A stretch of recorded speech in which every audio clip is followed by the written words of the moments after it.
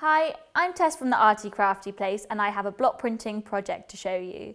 Today I'm going to show you how to block print our meadow scene tea towel.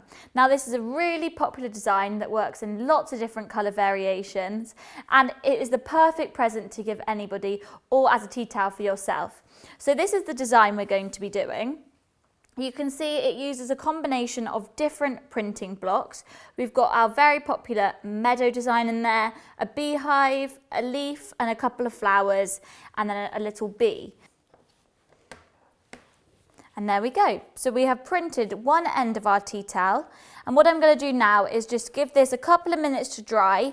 I'm going to untape it and we'll switch it round to the other end.